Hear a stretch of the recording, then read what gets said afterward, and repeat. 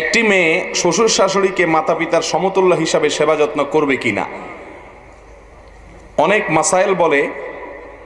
মাসাইল বলে শ্বশুর শাশুড়িকে খেদমত করার দায়িত্ব ছেলেদের। এটা তো একটা ভেজাল্লা প্রশ্ন ভাই।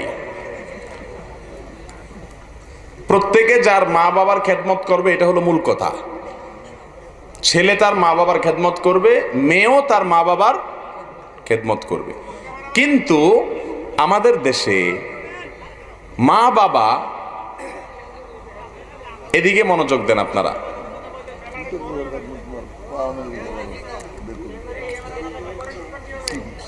ক্যামেরা না থাকলে তো পরে দেখবেন না। ওই যে সুন্দর কথা বলছে, হ্যাঁ, আর এটা আমার ক্যামেরা, এগুলা তো অন্য ভাইদের ক্যামেরা। জি, একটু নামাই দেওয়া যাস, ভাইদের ডিস্টার্ব করিও না। ভাই, শ্বশুর শাশুড়ির খেদমত মহিলারা করবে কিনা, এটা নিয়ে এখন ফতুয়ার শেষ নাই। মহিলারা চায় হুজুর আমাদের পক্ষে একটু ফতুয়া দেখ, আমরা একটু জান বাঁচি। ঠিক না ভাই? ঠিক। মাসআলা আমি সোজা বলি, অনেকেরই অপছন্দ হবে, পুরুষদের সবার অপছন্দ হবে, তারপরেও বলতে হবে সত্য কথা আমাকে। মা বাবার খেদমত সন্তানের দায়িত্ব। ছেলের দায়িত্ব তার মা বাবার খেদমত করা, মেয়ের দায়িত্ব তার নিজের মা বাবার খেদমত করা। কিন্তু আমাদের মতো গরিব দেশে ছেলে চাইলে বাবা মার খেদমত বসে বসে করতে পারে না। এজন্য সে বাইরে যাইতে হয়, বিদেশে যাইতে হয়, দূরে যাইতে হয়।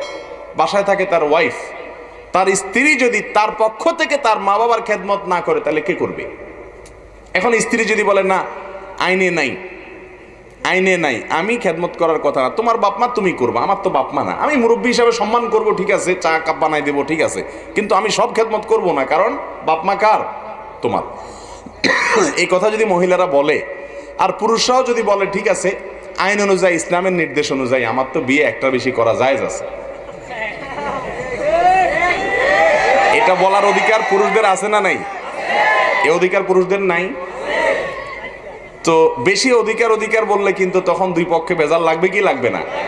এই জন্য মেয়েদের উচিত হলো এই চিন্তা করা যে আমার স্বামীর দায়িত্ব তার বাপ মার খেদমত করা, কিন্তু বেচারা পারে না, আমার ভালোর জন্য সে বাইরে চলে গেছে, আমার সংসারের ভালোর জন্য সে বাইরে চলে গেছে। তাহলে সে যখন এত কষ্ট করতেছে, তার দায়িত্বটা আমি তার পক্ষ থেকে তার মা বাবার খেদমত একটু করার চেষ্টা করি। এটা মেয়েদের করা উচিত, এটা তাদের নৈতিক দায়িত্ব। কথা বুঝে আসছে? মেয়েরা এখন শ্বশুর শাশুড়ির খেদমত করতে চায় না। কেন করতে চায় না? এখন তারা অনেক বিজি, হিন্দি সিরিয়াল দেখা লাগে, ফেসবুক টিপা লাগে, ইউটিউব দেখা লাগে, তারা অনেক বিজি এখন। ঠিক না বে ঠিক?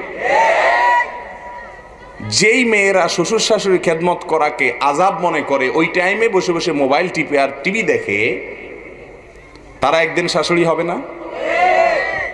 যেরকম করবে সেরকম হবে, কোনো সন্দেহ আছে? কোন বাপের গোলায় দড়ি দিয়া ছেলে, বদমাইশ ছেলে, কুলাঙ্গার ছেলে টানতে এক জায়গা পর্যন্ত নিছে, নেওয়ার পরে বাপে ইশারা দিতেছে, কি হয়েছে বুড়া, কি বলো? আর টানিস না বাবা, এই পর্যন্ত আর টানিস না। কেন? তোর দাদার আমি এই পর্যন্ত টানছিলাম। যেরকম করবে হবেও কি ওই রকম। যে সমস্ত মেয়েরা শ্বশুর শাশুড়ির প্রতি দায়িত্বশীল হয়, তাদের প্রতি তাদের বৌমারাও, তারা বুড়া হলে ইনশাল্লাহ দায়িত্বশীল হবে। তবে এটাও খেয়াল করা উচিত, অনেকে বৌমাদেরকে কাজের বুয়া হিসাবে আনে, কাজের মহিলা হিসাবে আনে। সে কাজের মহিলা না, সে আপনার পুত্রবধূ। তার প্রতি সম্মান দেখানো মুরব্বীদের কি দায়িত্ব। অনেক মুরব্বীরা আছে, তারা জুলুম করে, সকাল থেকে রাত পর্যন্ত গাধার মতো খাটনি করে, নিজের মেয়েটাকে একটা কাজের কথা বলে না, সব বৌমা করে। আছে না নেই? এই দুইটাই জুলুম। বৌমা যদি স্ট্রাইক করে, মোবাইল টিপে বসে বসে শাশুড়ির খেদমত না নেয়, সেটা যেরকম জুলুম। বৌমারে কাজের বুয়ার মতো ব্যবহার করে নিজের মেয়েকে রানীর মতো বসায় রাখা, সেটাও কি? আল্লাহর কাছে বৌমা যেরকম দাঁড়াইতে হবে, শ্বশুর শাশুড়িকেও দাঁড়াইতে, কোনো সন্দেহ আছে? প্রত্যেকে যার যার হক, যার যার করণীয় কর্তব্য সঠিকভাবে আদায় করতে হবে। ডক্টর খন্দকার আব্দুল্লাহ জাহাঙ্গীর রহমাহুল্লাহ একটা কথা বলতেন, আমরা মাশাআল্লাহ অধিকার সচেতন, কর্তব্য সচেতন না। একটা হলো অধিকার সচেতন, আরেকটা হলো